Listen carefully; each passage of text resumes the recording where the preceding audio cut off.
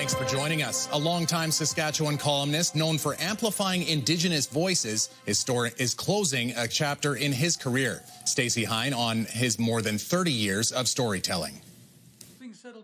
For more than 3 decades, Doug Cuthand sat down each week to write about Indigenous communities, history, and struggles. By writing a column for people, I hope to educate them a little bit about what the topic was and sort of open their eyes as to what was going on. He recently signed off with his final column, retiring a year earlier than planned to focus on his health after a prostate cancer diagnosis. So I'm really sort of following my business plan, just a little bit earlier, that's all. For Cuthand, a member of Little Pine First Nation, storytelling extends beyond print, directing and producing several films, including the award-winning documentary Donna's Story. He also spent 4 years hosting Indigenous Circle before passing the torch and mentoring longtime journalist Nelson Bird. Doug has done so much for the Indigenous community, the First Nations and the Métis in this province, and giving people a voice. Cuthand's work earned him several honors, including the Saskatchewan Order of Merit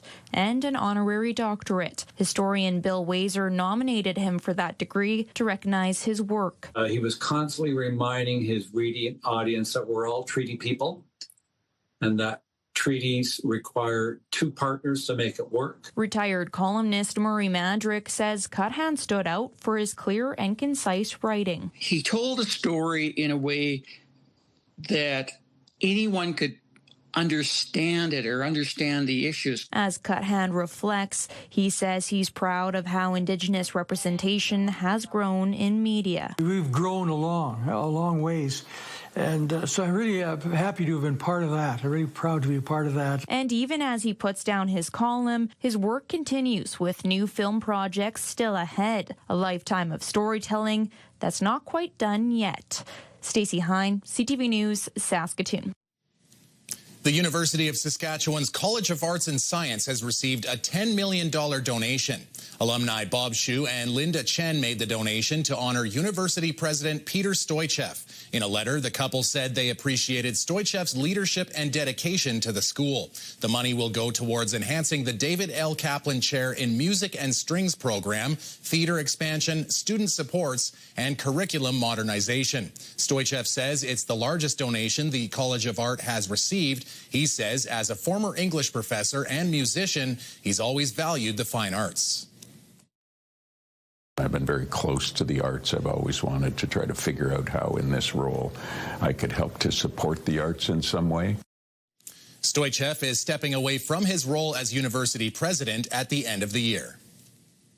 Premier Scott Moe is among the most popular premiers in the country. According to Angus Reid's final premier approval rating for 2025, Moe was 3rd most popular at 53%. That's up 3% from the last rating. The most popular premier is Manitoba's Wab Kinew at 58%, followed by New Brunswick's Susan Holt. Ontario and Quebec's premiers had the lowest approval ratings. The results are based on an online survey of just over 4,000 Canadian adults conducted November 26th to December 1st. The margin of error is plus or minus 1.5 percentage points, 19 times out of 20.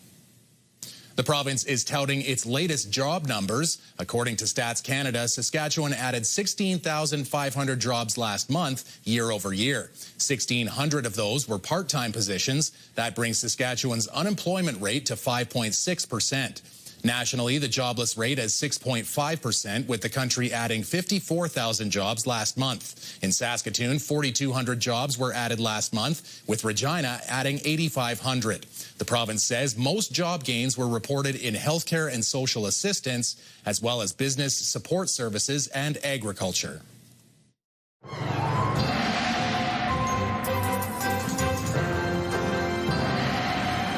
And Jeff, a big, well, I guess not it's quite a big swing, but definitely considered wearing my toque and mitts even indoors today. Well, you know what? You might be thinking about doing that tomorrow because goodness knows we have had a day where the temperatures started out mildish and then continued to drop throughout the day, John. And that's going to continue into tomorrow because we have ourselves a real cool down as some cold Arctic air, big old high pressure center sliding into Saskatchewan. And we're looking at as it ushers in this cold Arctic air. and temperatures, daytime highs in the -20s, and we'll talk about that later on. The province has introduced legislation to force involuntary addictions treatment. People considered to be a danger to themselves or others will be held in custody at a treatment center until they make progress to recovery. Those who need help can be referred by law enforcement, medical personnel, or family members. Those who are apprehended will have the right to appeal. Saskatchewan farmers and ranchers say they're noticing a significant drop in deer sightings in the southern part of the province. One reason experts believe numbers are down is chronic wasting disease. The disease is comparable to mad cow disease in bovine species. It's a disease that we know has no cure, prion-based, so it kind of has to run its course. It's 100% fatal. So once they're infected, it's a matter of time before those deer population, or the deer that is infected. You might look at it as somewhat to being like mad cow disease in the bovine herds, or Creutzfeldt-Jakob disease in humans.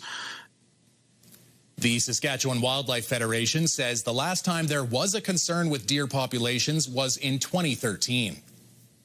After the break, with all the shiny things people get during the holidays, what about fixing the old things? Jasmine previews another repair cafe down at the Science Centre.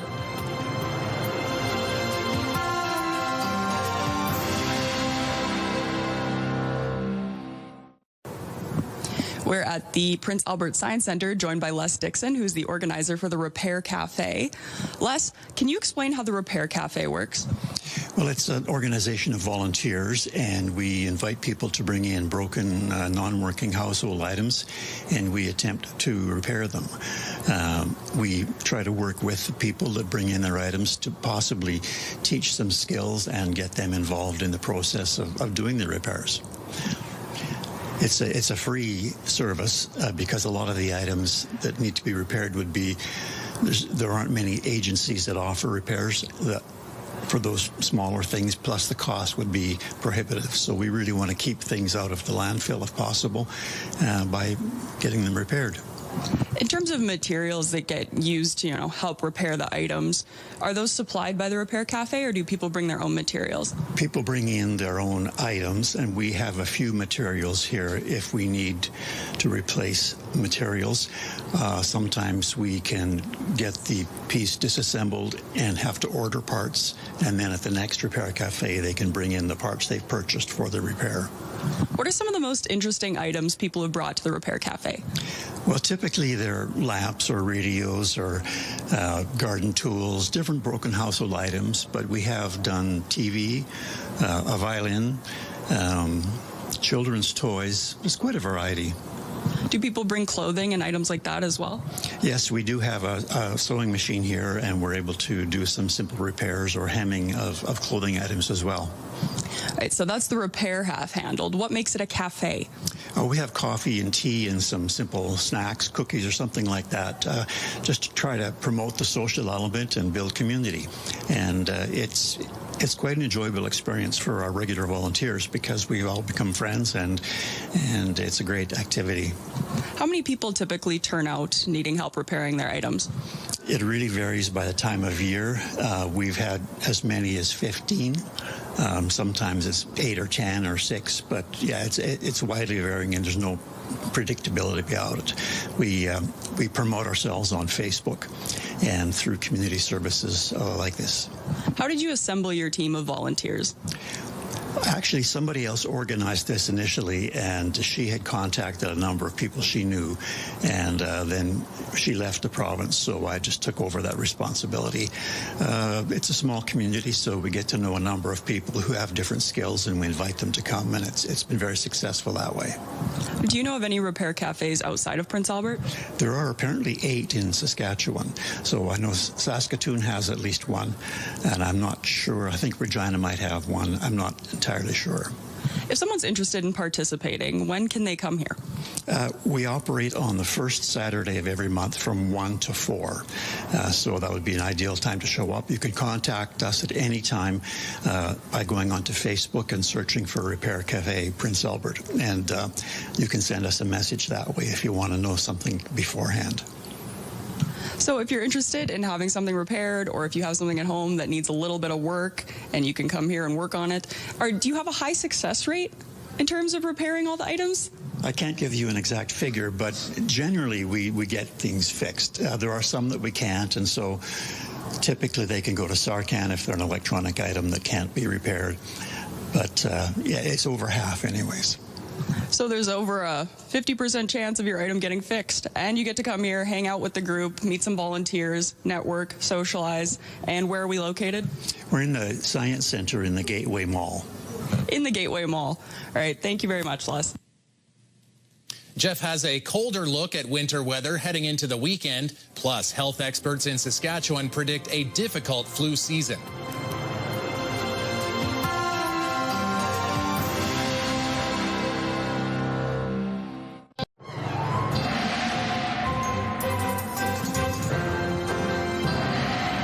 All right, Jeff, you've only got one day left to get the weekend weather right. Did you get everything dialed in and all the variables and all the models checked?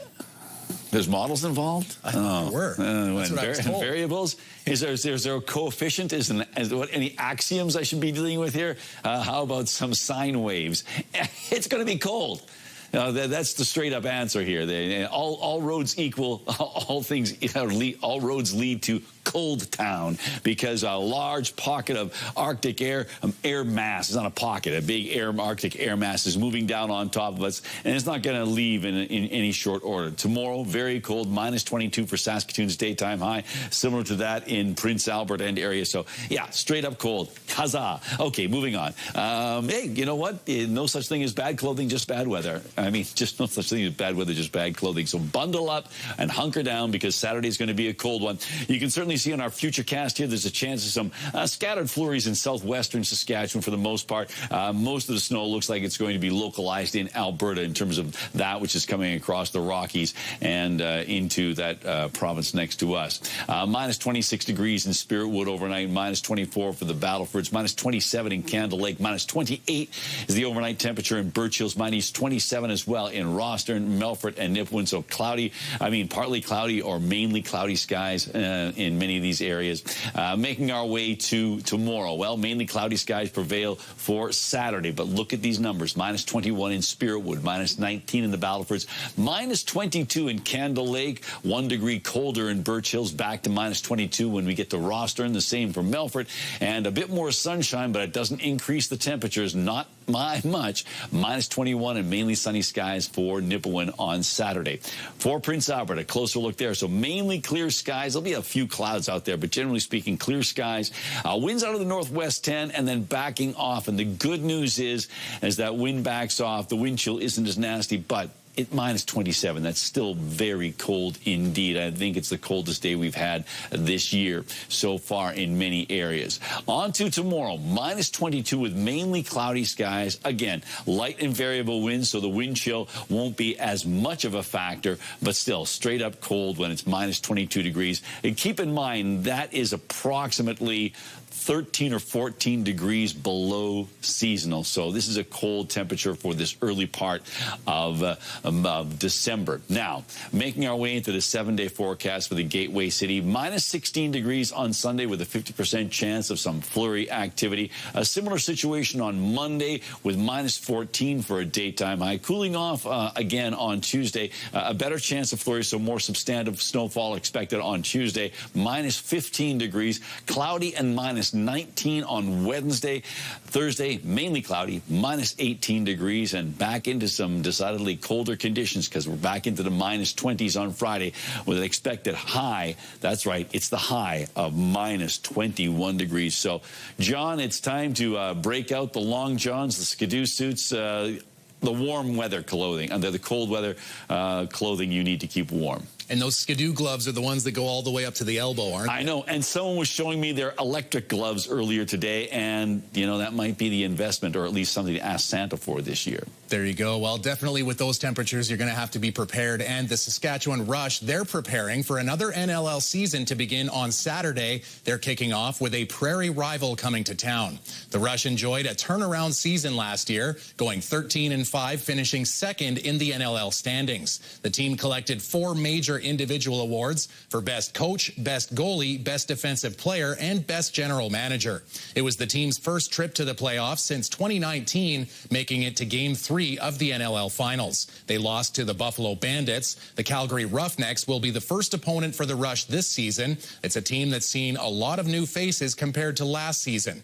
The voice of the Rush says after last year, the bar has been raised and just making the playoffs isn't enough.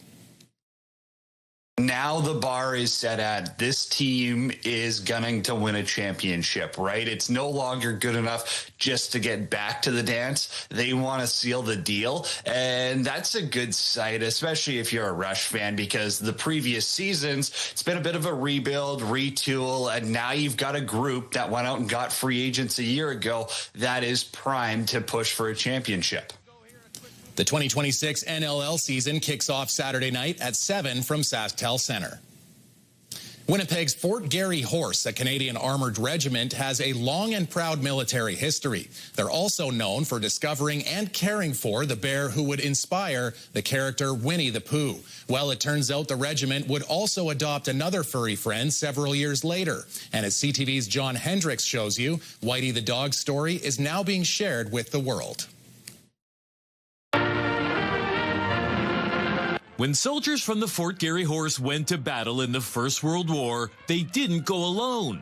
They famously brought a bear with them that history would eventually know as Winnie the Pooh. Military soldiers have had mascots since the earliest times. And the First World War particularly, there was a great number of them. And there were so many that it became a problem. This is why they were banned. But of course, they found a way. And they found a way to bring more than just Winnie the Bear. Years later, in the Second World War, the regiment adopted a dog named Whitey. And this furry soldier seemingly enlisted with the regiment. Every day, the soldiers would march past on parade, and every day Whitey would break free. This happened numerous times, and finally the owner said, you can just have him. He can be in the military. And so, Whitey became a member of the Fort Garry Horse, going with them from Winnipeg to Ontario and then to Nova Scotia before being smuggled overseas. There, Trooper Whitey served as something of a drill master with the regiment in England. Was always on parade, would be out there with the sergeant major barking at the soldiers until they got in line, and then stand at attention with them. Whitey even got a regimental number and pay, and for 5 years, he took his duties very seriously. He never missed a parade in all of his years with the regiment. That devotion to duty eventually costing him his life. Whitey died in a training accident just 1 month before D-Day. The Fort Garry Horse Regiment was so distraught by Whitey's passing. They had a full military funeral for him. His story ended tragically, and Whitey's exploits were largely lost to the passage of time. But perhaps not for much longer. The puppy followed the soldiers back to their barracks. Kelsey Loney has written a children's story about Whitey and his adventures with the Fort Garry Horse. It's called Whitey's Journey. Including some very cute details, such as Whitey getting his teeth brushed and going for regular vet checkups. It highlights our military history kind of in a fun, engaging way that can resonate with anybody. And who knows, maybe one day Whitey's story will become as well known as Winnie's. John Hendricks, CTV News, Winnipeg. Do you have a community event you would like to promote? Or maybe you'd like to draw attention to your organization. Let your local CTV station help you spread the word. Contact us at 306-922-6020 or email panews@ctv.ca. You can appear on CTV Prince Albert's News at 5 and get your message to our viewers.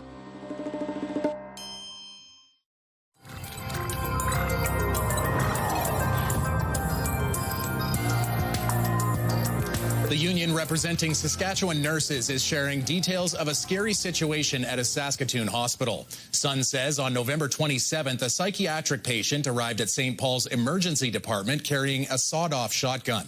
A nurse described the incident in a letter, saying the patient became violent and threatening. Saskatoon police were called and officers found the firearm in a bathroom. The letter goes on to say the patient also had multiple knives hidden in their pelvic area that they used to stab a window while threatening to sexually assault and kill a staff member.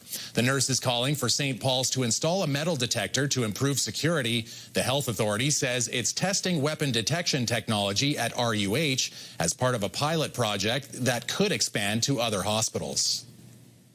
If you feel like more coworkers or friends are falling ill recently, you're not alone. New data released from the Ministry of Health says flu cases are spiking. From November 16th to the 29th, influenza test positivity has increased to nearly 20%. Vaccine uptake has seen modest improvement, with less than 19% of the population opting for a seasonal flu shot. Dr. Simon Carpage with the Saskatchewan Health Authority says this is expected to be a worse than usual flu season, with illnesses circulating a little earlier than usual. Brought to you by Saskatchewan Union of Nurses. Thank you to Saskatchewan's 11,000 registered nurses. All right, Jeff, more animals getting into, I guess, a little bit of good-natured tomfoolery or some rule breaking, we'll say. It was a baby seal this time that walked into a bar, and no, that's not the start of a joke. This actually happened in New Zealand. I can't believe there's a baby seal here. This is not online what I thought was going to happen today. The seal was apparently lost, curious, and well below New Zealand's legal drinking age. After dodging some people in the front, it went straight to the washroom and lodged itself under a dishwasher. Staff say they used salmon to lure it out and into a dog crate. This pub is nowhere near the water, though, so staff were shocked to see the young seal. The Department of Conservation, though, says it's not unusual for curious young seals to show up in unexpected places this time of year. They can even follow rivers and streams up to 15 kilometers inland. And it looks like this guy, similar to the raccoon, Jeff, kind of probably took the right idea and went to the bathroom first, but didn't help themselves to a sampling of all the top shelf liquor. Did not happen, no, did not. Good story again, though, that's for sure. Enjoy your weekend. National News is coming.